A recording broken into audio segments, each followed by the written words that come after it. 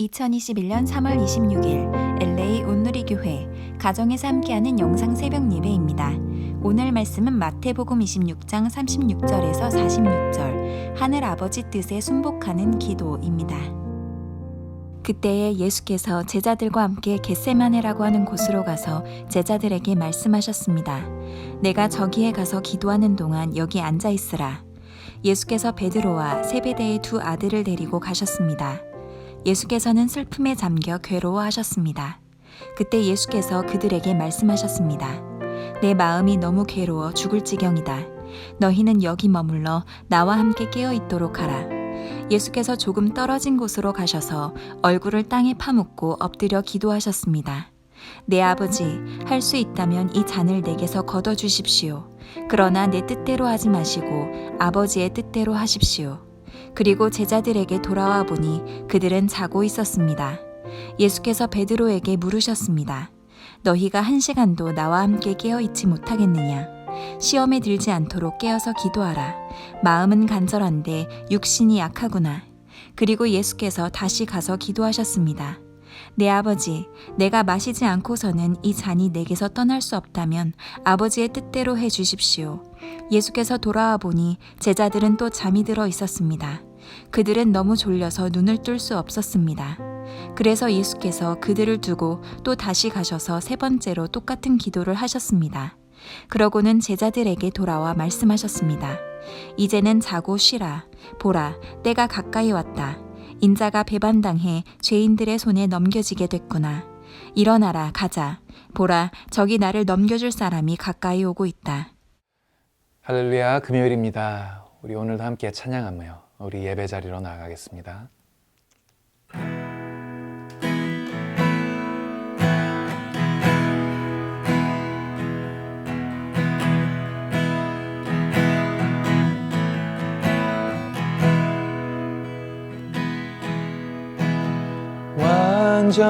완전하신 나의 주 의의 길로 날 인도하소서.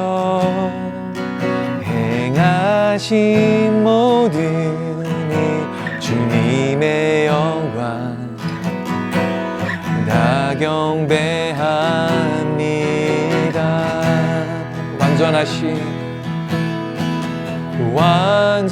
완전하신 나의 주 의의 길로 날 인도하소서. 행하신 모든 일 주님의 영광 다 경배합니다. 예배합니다. 찬양합니다. 주님만 날 다스리소서. 예배합니다. 찬양합니다. 주님 홀로 높임 받으소서. 예배합니다. 찬양합니다. 주님만 날 다스리소서. 예배합니다. 찬양합니다. 주님 홀로 높임 받으소서. 주님 홀로 높임 받으소서. 주님 홀로 높임 받으소서.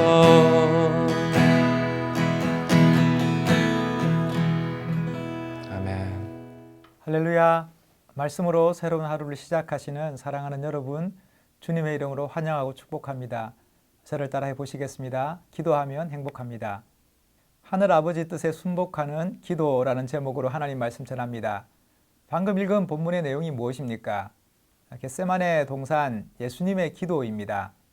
별다른 배경 설명이 필요 없을 정도로 우리에게 너무나 잘 알려진 본문입니다. 예수님께서는 제자들과 유월절 마지막 식사를 마치고 기도하시기 위해서 겟세마네 동산을 찾습니다. 겟세마네는 예수님께서 자주 기도하시던 곳이었습니다. 삶의 일상을 따라서 기도의 자리를 찾으신 것이죠. 오늘 성경은 아주 강렬하고 원색적인 감정으로 기도하시는 예수님을 소개하고 있습니다.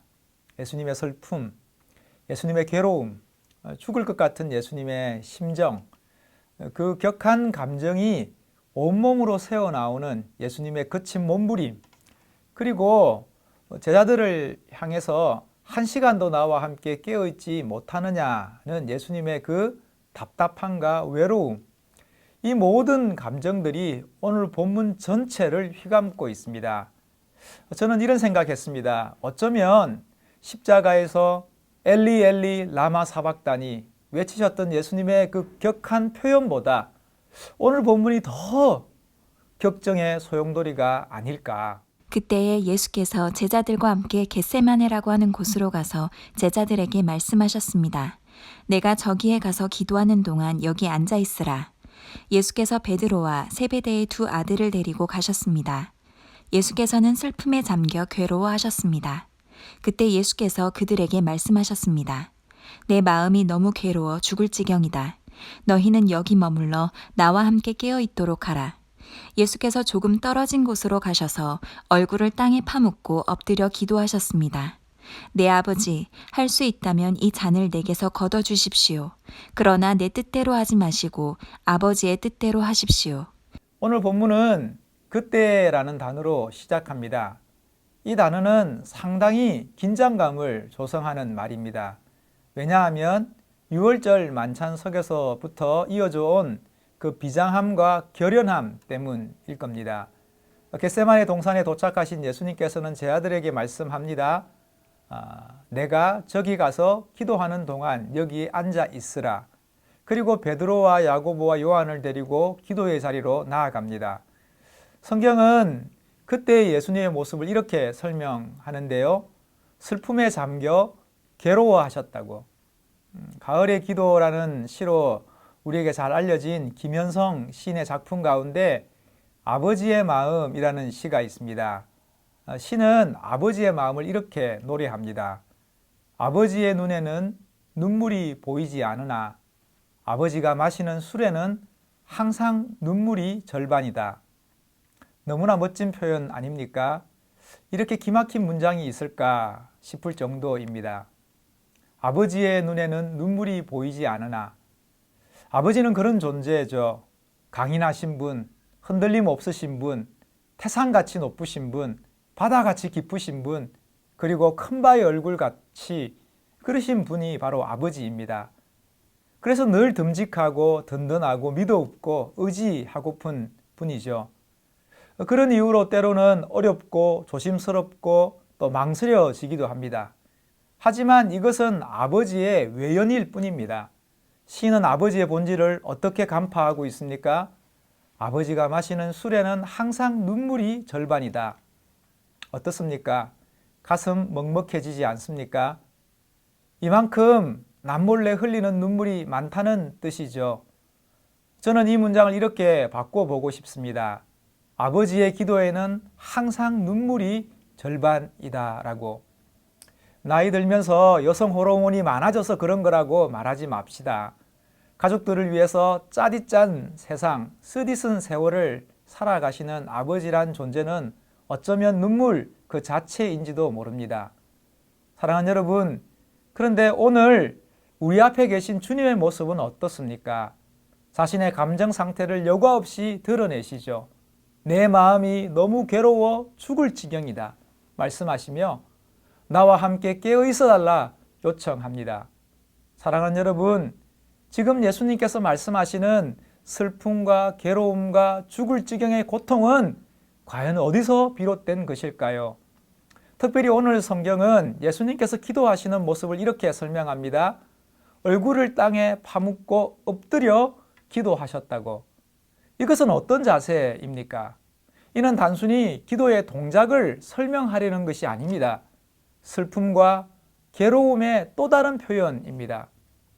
그 죽을 것 같은 슬픔과 괴로움의 무게를 더 이상 견딜 수 없어서 예수님의 온몸을 통해서 새어나오고 있는 것이죠. 이것이 바로 얼굴을 땅에 파묻고 엎드려라는 말의 뜻입니다.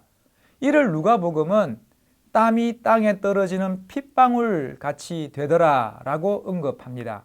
사랑하는 여러분, 주체할 수 없는 슬픔에 온몸이 전율해 본 경험이 있나요? 견딜 수 없는 괴로움에 몸서리 쳐본 경험이 있으신가요? 일본 메이지 시대의 대문호로 손꼽는 나스메 소세키는 일본인들이 가장 사랑하고 존경하는 작가입니다. 그의 대표작인 나는 고양이로소이다에 이런 내용이 나옵니다. 무사태평하게 보이는 사람들도 마음속 깊은 곳을 두드려 보면 어딘가 슬픈 소리가 난다. 그런 숨어있던 슬픔이 어떤 상황을 만나면 자신도 모르게 온몸으로 흘러넘치기도 하는 것이죠. 그때 슬픔이 출렁이는 장소가 우리의 어깨랍니다.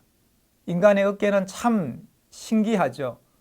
어깨는 기쁨과 흥겨움의 출구이기도 하지만 깊은 슬픔의 통로이기도 합니다. 그래서 이재무 시인은 이런 이야기합니다. 눈물은 때로 사람을 속일 수 있으나 슬픔은 누구도 속일 수 없다. 너무 큰 슬픔은 울지 않는다. 눈물은 눈과 입으로 울지만 슬픔은 어깨로 운다. 어깨는 슬픔의 제방, 슬픔으로 어깨가 무너지던 사람을 본 적 있다. 시인은 우리에게 어깨가 슬픔을 견디고 버티는 제방이라고 합니다. 그러나 너무 큰 슬픔은 제방이 허물어지듯 어깨가 무너져 내린다 노래한 것이죠. 이처럼 예수님께서는 얼굴을 땅에 파묻고 엎드려 기도했다는 것, 그것은 더 깊은 슬픔과 괴로움과 죽을 지경의 감정이 온몸으로 흘러나오고 있는 것입니다. 사랑하는 여러분, 예수님의 그 주체할 수 없는 격한 감정의 그 근원은 무엇일까요? 우리는 예수님이 하신 기도의 내용을 통해서 그것을 짐작할 수 있지 않을까요? 예수님께서 기도하신 내용이 무엇입니까? 내 아버지, 할 수 있다면 이 잔을 내게 거둬주시고 그러나 내 뜻대로 하지 마시고 아버지의 뜻대로 하십시오. 예수님께서 거둬달라 기도하시는 잔은 유월절 만찬석에도 말씀하신 예수님 자신의 죽음을 가리킵니다. 예수님께서는 잔을 들어 기도하시고 제 아들에게 나누어 주시며 말씀하시죠. 이것은 죄 사함을 위한 많은 사람들을 위해 흘리는 내 피 곧 언약의 피다. 예수님의 죽음이죠. 범죄한 인생들 위에 쏟아지는 거룩한 하나님의 분노와 심판의 잔입니다. 죄 많은 인생들을 대신해서 예수님께서 짊어져야 했던 십자가를 의미합니다. 하나님의 아들이신 예수님께서 전 인류를 대속하기 위해 그 험한 십자가를 앞에 두고 온몸으로 기도할 수밖에 없었던 것이죠. 하지만 우리의 묵상이 여기까지라면 뭔가 아쉬울 것 같습니다. 이를 좀 더 확장해 보겠습니다. 그리고 제자들에게 돌아와 보니 그들은 자고 있었습니다. 예수께서 베드로에게 물으셨습니다. 너희가 1시간도 나와 함께 깨어 있지 못하겠느냐? 시험에 들지 않도록 깨어서 기도하라. 마음은 간절한데 육신이 약하구나. 그리고 예수께서 다시 가서 기도하셨습니다. 내 아버지, 내가 마시지 않고서는 이 잔이 내게서 떠날 수 없다면 아버지의 뜻대로 해 주십시오.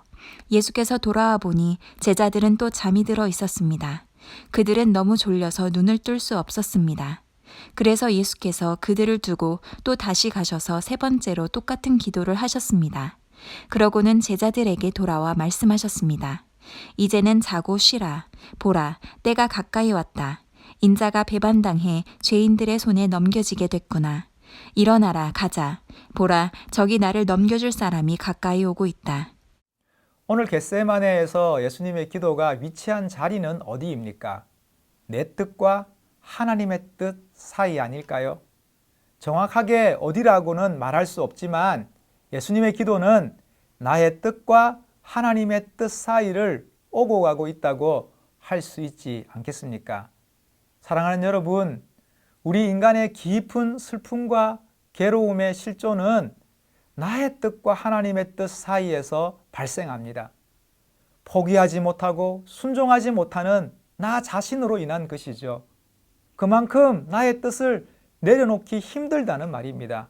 그만큼 나의 주장과 생각과 욕심과 욕망과 야망을 포기하기 어렵기 때문인 것이죠. 인간은 끊임없이 자기 주장하는 존재입니다. 그렇게 살아왔고 그래야 살 수 있을 것 같습니다. 무언가를 움켜쥐지 않으면 도저히 숨 쉴 수 없을 것 같은 그 불안함과 두려움이 유한한 인생에 거부할 수 없는 실존입니다. 그러니 심판의 한가운데서도 결코 뉘우치거나 돌이키지 않습니다. 움켜잡았던 자신의 생각과 주장과 욕망을 내려놓거나 포기하지 못하는 것이죠. 인생의 서글픔입니다. 이를 성경은 슬피 울며 이를 간다고 표현합니다. 여기에는 후회도 미련도 회개도 찾아볼 수 없습니다. 오직 억울함만 있을 뿐이죠. 곧 죽어도 자기가 옳다 하는 태도입니다. 이것이 인생의 비극입니다. 이를 극명하게 보여주는 것이 요나서입니다. 화난 요나에게 하나님께서 질문하시죠. 내가 성냄이 어쩌이냐? 이때 요나의 대답이 무엇입니까? 내가 성내어 죽기까지 할지라도 합당하니이다. 소리 높입니다. 이것이 어찌 요나 한 사람만의 모습이겠습니까? 사랑하는 여러분, 우리는 내 뜻과 하나님 뜻 사이에서 움켜쥔 손을 펴야 합니다. 나의 계획과 생각이 아니라 우리 인생을 향한 하나님의 그 선하심을 받아들여야 합니다. 우리 주님이 하십니다. 3월의 추천 도서로 러셀 무어의 십자가를 통과한 용기를 추천해 드렸는데요. 얼마나 보셨는지 모르겠습니다. 사순절 기간 꼭 한번 읽어보시기를 부탁드립니다. 러셀 무어는 제가 최근에 알게 된 작가입니다. 그의 책이라면 저는 묻지도 따지지도 않고 추천할 작정입니다. 책에서 그는 이런 이야기합니다. 온전함은 내가 안다고 생각했던 것들이 무너질 때 찾아온다. 이 말의 의미가 무엇일까요? 큰 시련과 좌절 속에서 단단한 내면과 온전한 성품이 형성된다 하는 그런 뜻이 아닙니다. 인간은 스스로 만들 수 있는 선한 것이 없습니다. 우리가 실패하고 무너진 그 자리에 온전하신 하나님께서 찾아오신다는 뜻입니다.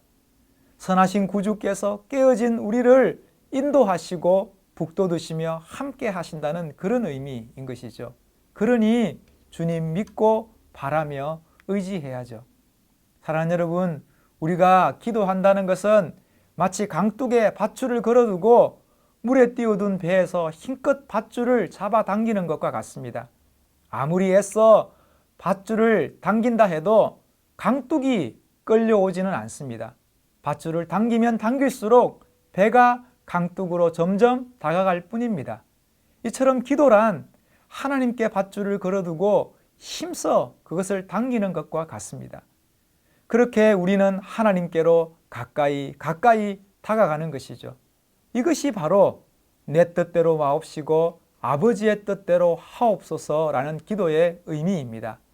그러면 하나님의 선하심이, 하나님의 자비와 긍휼이, 하나님의 놀라운 은총이 우리를 덮으시고 붙드시며 온전케 하실 것입니다. 그러니 기도해야죠.